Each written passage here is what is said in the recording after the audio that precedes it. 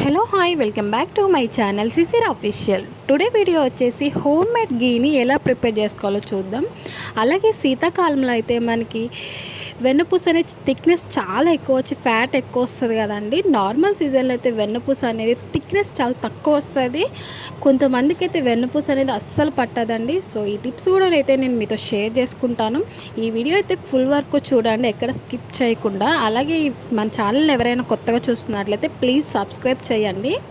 So ఇలా మనం నార్మల్గా అయితే మనం కాచి చల్లార్చిన పాలు మనం నార్మల్గా బయట పట్టేస్తే థిక్నెస్ అనేది ఇంత తక్కువ వచ్చి మీగడ అనేది తక్కువ వస్తుంది కదా అండి. అదే కాచి చల్లార్చిన పాలు మన ఫ్రిడ్జ్లో పెట్టినట్లయితే థిక్నెస్ అనేది చాలా ఎక్కువ వచ్చి మీగడ అనేది చాలా ఎక్కువ వస్తుందండి. ఈ విధంగా మనం కాచి చల్లార్చిన పాలు మన ఫ్రిడ్జ్లో పెట్టినట్లయితే థిక్నెస్ ఎక్కువ వచ్చి ఫ్యాట్ ఎక్కువ వస్తుంది మనకి ఏ సీజన్లో అయినా సరే అండి. సో ఈ టిప్ అయితే కన్ఫామ్గా యూజ్ అవుతుంది. సో మీరు కూడా ఫాలో అవ్వండి. ఇలా కాచి చల్లార్చిన పాలు ఫ్రిడ్జ్లో పెట్టి నేను 1 వీక్ నుంచి అయితే వెన్నపూస అనేది స్టోర్ చేసుకుంటున్నానండి.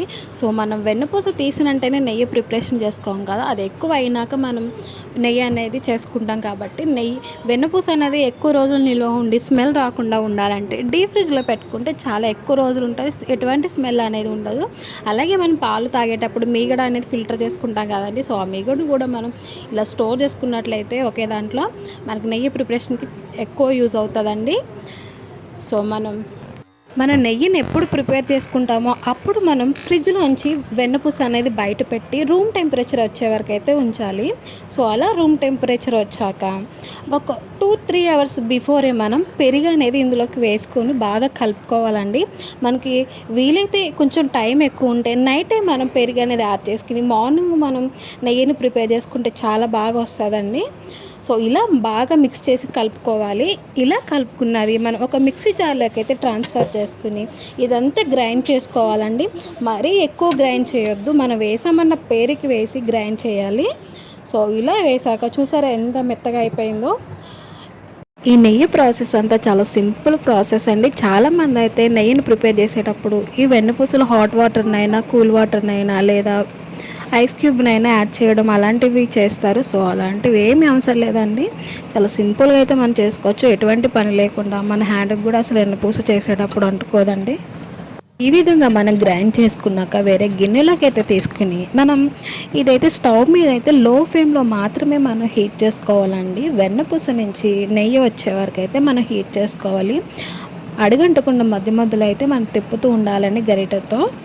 సో ఇలా మనకి నెయ్యి ఎలాగా ప్రిపేర్ అయిందని తెలుసుకోవడం ఎలా అంటే కింద మనకి గోల్డెన్ కలర్ అనేది షేడ్ అనేది ఫామ్ అవుతుందండి. నెయ్యి అంతా మనకి చాలా ట్రాన్స్పరెంట్గా కనిపిస్తుంది. సో అప్పుడు మనం స్టవ్ ఆఫ్ చేసి మనం ఎందులోకి అయితే స్టోర్ చేసుకుంటున్నామో అందులోకి మనం ఫిల్టర్ చేసుకోవాలండి. ఈ విధంగా ఇలా ఫిల్టర్ చేసుకున్నాక మనకు అడుగున చాలా ఉండిపోతుంది.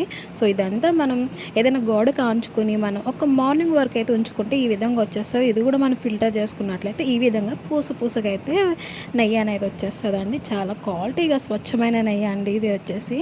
మన ఇంట్లో ఇలా ప్రిపేర్ చేసుకుంటే మనకి చాలా బాగా యూజ్ అవుతుంది. సో బయట ఎంత క్వాలిటీ అనేది అస్సలు ఉండదు కదండి. సో మనం ఫ్రిడ్జ్లలో పెట్టుకుంటే ఎన్ని రోజులైనా స్టోర్ అయి ఉంటుంది. అలాగే మనం నెయ్యిని ఎందులోకైనా యూస్ చేసుకోవాలంటే మనం ఫ్రిడ్జ్ నుంచి తీయగానే ఈ విధంగా అయితే క్యూబ్ లాగా ఉంటుంది కదండి. సో ఇదంతా మనం హీట్ చేసుకోవాలంటే కొంచెం శ్రమగా అనిపించి మనం డైరెక్ట్గా ఇలాగే యూస్ చేసేస్తాం కదండి. సో అలా కాకుండా మనం ఒక స్పూన్ అయితే తీసుకొని ఈ స్పూన్ గ్యాస్ పైన అయితే హీట్ చేసినట్లయితే సో మనం హీట్ చేసి నెయ్యి పైన ఇలా పెట్టామంటే మనకు ఎంతవరకు కావాలో అంతవరకు అయితే కరిగి అయితే స్పూన్లోకి అయితే వచ్చేస్తుందండి. సో చాలా సింపుల్ ప్రాసెస్లో అయితే ఇలా మనకి సింపుల్గా అయితే స్పూన్లోకి అయితే వచ్చేస్తుంది, మనకి ఎటువంటి శ్రమ అనేది ఉండదండి. సో మీకు ఎప్పుడైనా నెయ్యి ప్రిపేర్ చేసుకున్నప్పుడు నేను చెప్పిన టిప్స్తో ఇలా ఫాలో అవ్వ అయితే మీరు నెయ్యి అనేది ప్రిపేర్ చేసుకోండి. చాలా సింపుల్ ప్రాసెస్ అండి. సో ఈ వీడియో మీకు నచ్చినట్లయితే ప్లీజ్ లైక్ చేయండి, షేర్ చేయండి, అలాగే కామెంట్ చేయండి. మన ఛానల్ ఎవరైనా కొత్తగా చూస్తున్నట్లయితే ప్లీజ్ సబ్స్క్రైబ్ చేయండి. Thank you.